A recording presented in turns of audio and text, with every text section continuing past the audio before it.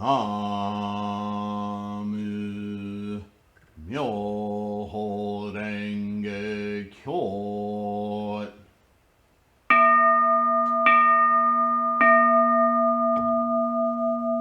나무 묘호랭개교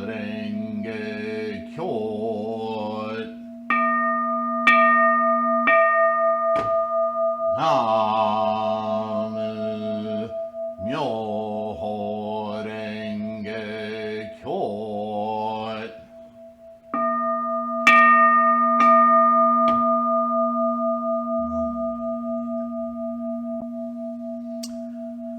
Hi everyone, Namo Myoho Renge Kyo. Thank you for being here. I hope this podcast finds you healthy and safe.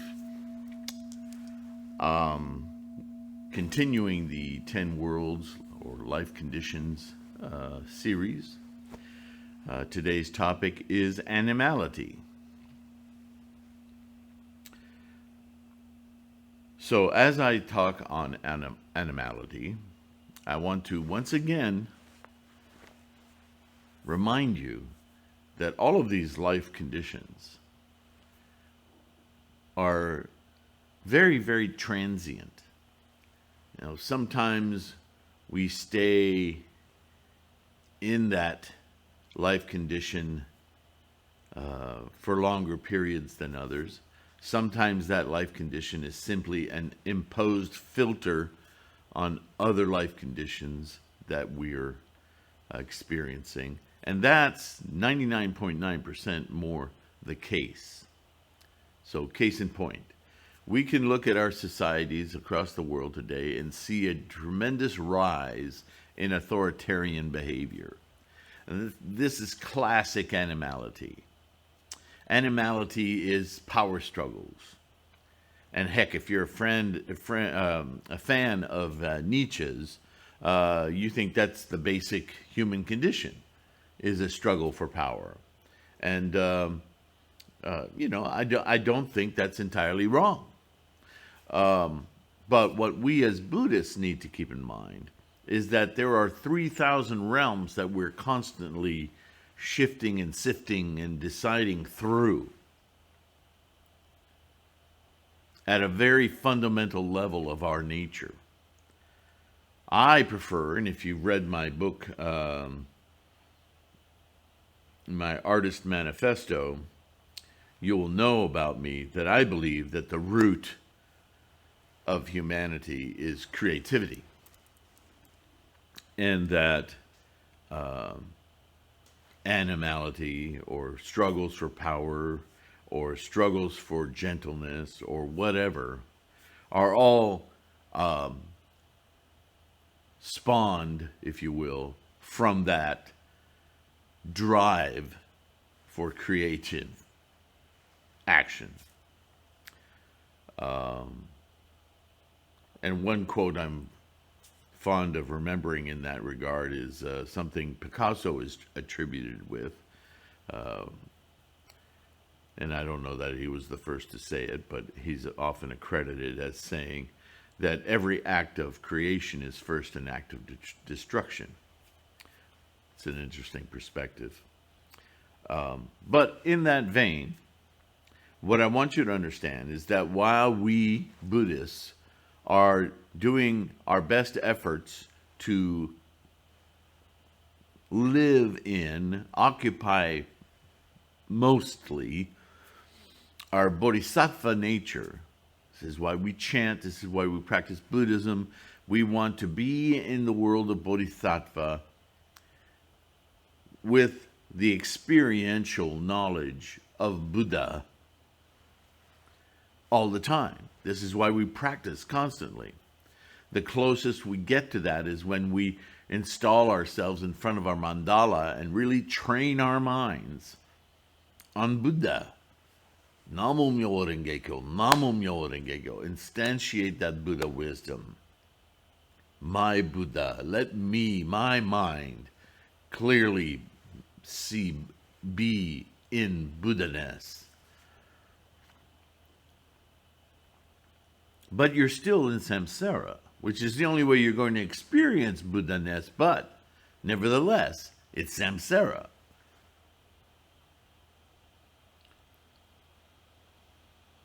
And if you've ever found yourself in a room full of Buddhists chanting,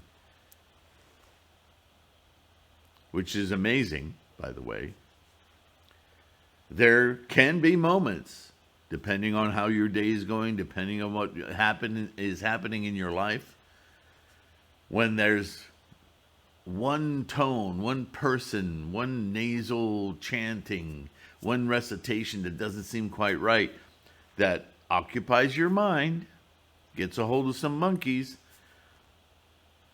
and you want that person to shut up, or you want to get louder to drown them out.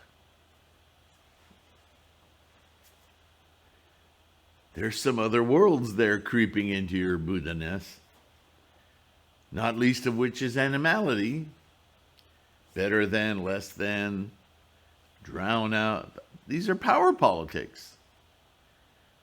So you must, as we go through these 10 worlds, you must remind yourself constantly that even though we're isolating today animality or hunger or Buddhahood or learning or realization, that these are different aspects of your mind.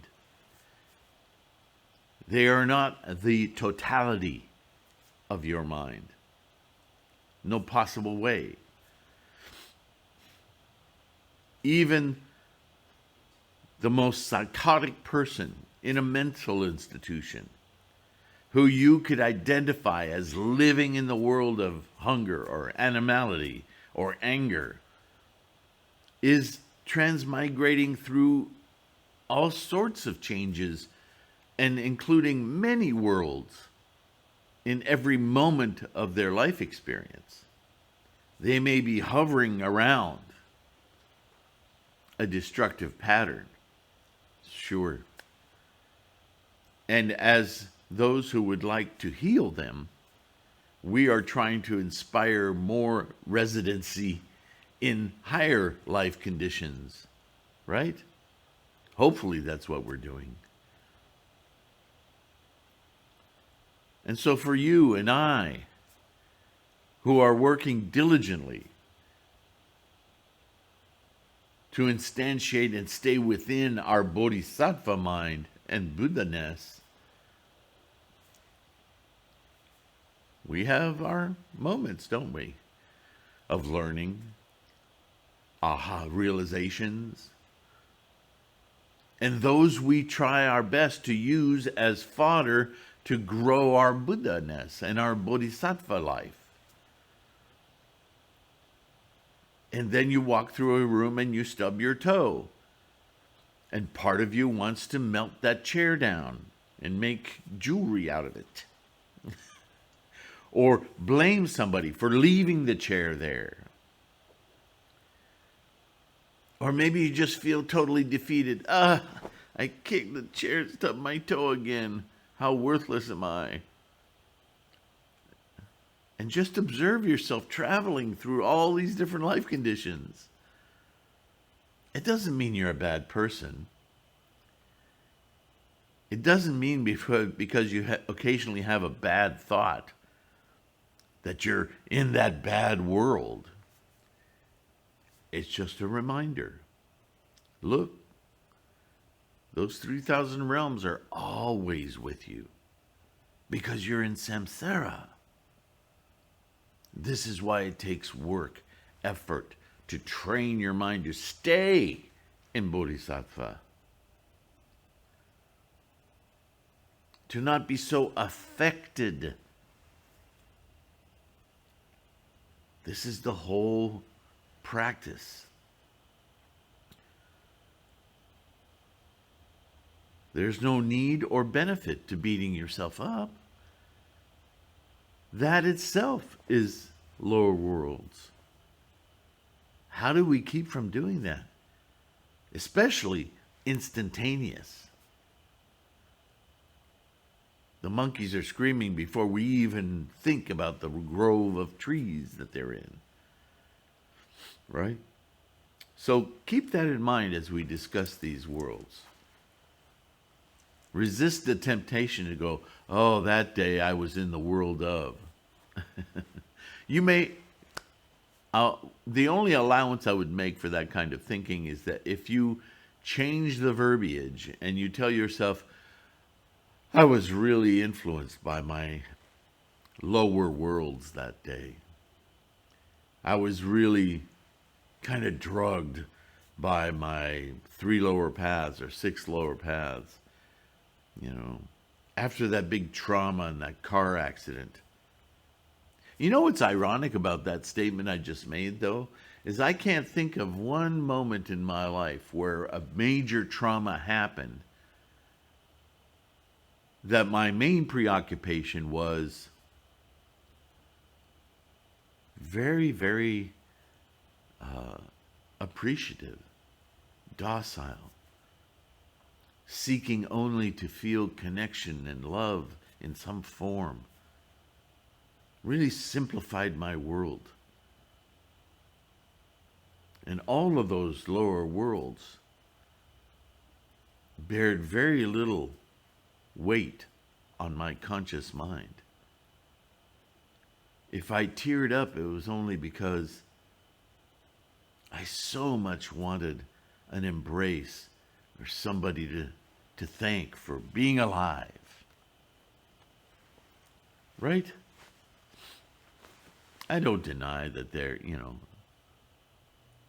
traumas can cause you to really feel. I mean, when my sister died, I was devastated.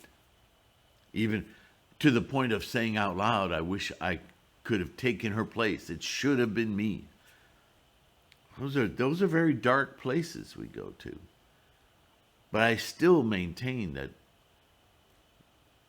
my fundamental emotional thoughts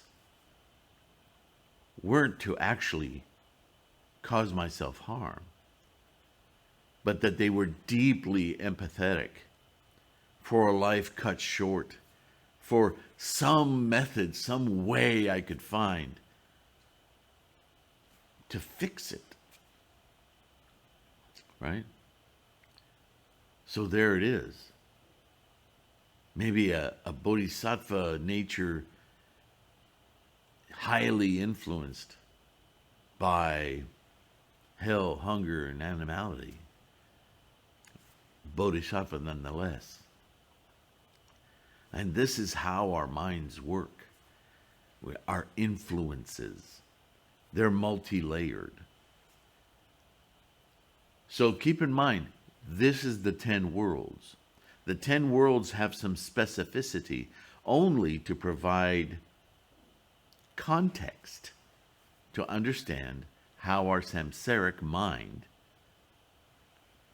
applies itself to experience. Okay? Animality, in and of itself, is a very power-hungry and power-fearing mechanism. As much as animality wants to establish superiority, it's very egotistical, right? I am. There is also the counterpoint. Oh, yes, master. Man, that guy's big. He could squash me with his fist. That guy's my boss's boss. Yes, sir. Yes, sir. Because that side of the equation is just as powerful as the other side. This is classic authoritarianism. Because monsters of control rise to prominence when subservience and fear of that control support it. You can't get a dictator in a country, not one that's stable and remains anyway, without the populace of the country overwhelmingly demanding that they be told what to do, relinquishing their own responsibilities to authority. See, that's the weird equation of authoritarianism.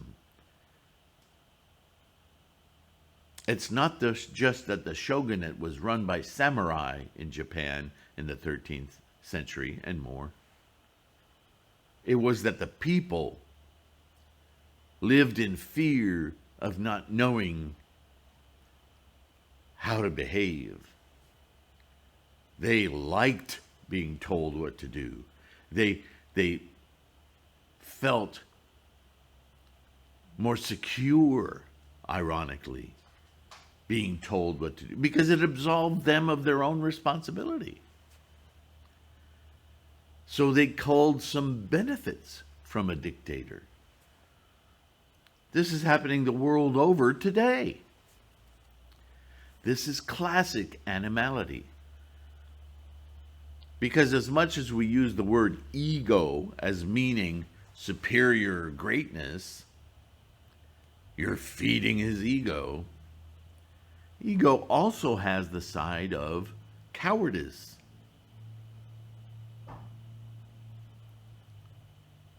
Oh, it's not me is just as much an invocation of me as I am great. I am not. They're really the same statement.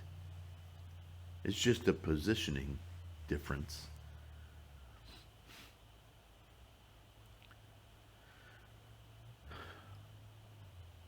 As far as worldly experience goes, anyway. As far as the 10 Buddhist worlds go. But we know right away, as I say that world isn't a hermetically sealed world. It is a transparent world that is affected and infected with all the others. Always. 3,000 realms in a single thought moment of life. So the 10 worlds are a lens to peer at our mind's tendencies, influences, and conditions, which are constantly roiling about. Which means that not only are these 10 worlds interpossessed, but they are also affected by the 10 factors in the 3 realms, 3,000 realms altogether in every single moment. It's not that, oh, I was in the hell of Buddhahood yesterday. No, you were in all 3,000. It's just that the gauge of your experience moved toward lower, middle, or higher experiences, mental influences. Do you see? So yeah, animality, very much about the ego. But then, aren't they all? Isn't that what we're measuring about our mental experience? Is how much we are involved in our lives? The very issue of self, I, me. That's what all these worlds are about. They're about examining these different aspects of our life experience and how we can change the trajectory, the resting places, the conditions, the tendencies, how we can move them from roiling around the 6 lower paths or worlds and move the needle. And occasionally, yeah, all those other worlds don't go away, but they're positively affected by where I want to be resident in my thinking. Ultimately, I want to be in Bodhisattva. That doesn't mean the other worlds go away. It just means that my perception of them and my experience of them is altered in this useful way rather than a self-destructive way. for myself and others. Right?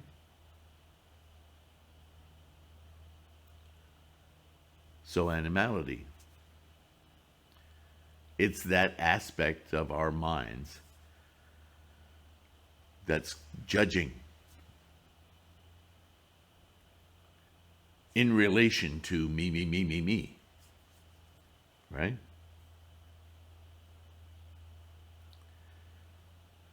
More on that as we progress to the next aspect of, I believe it's anger, right? That's our next world.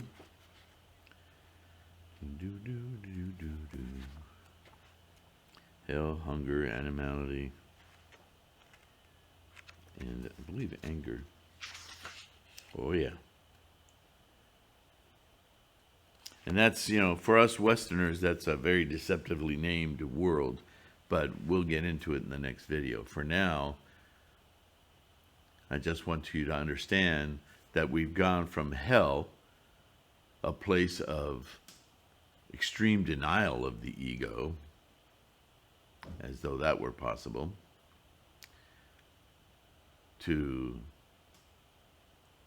hunger, which is a tacit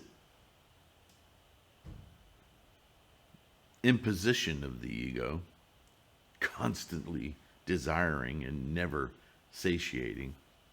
And now we're in animality, where we start programming that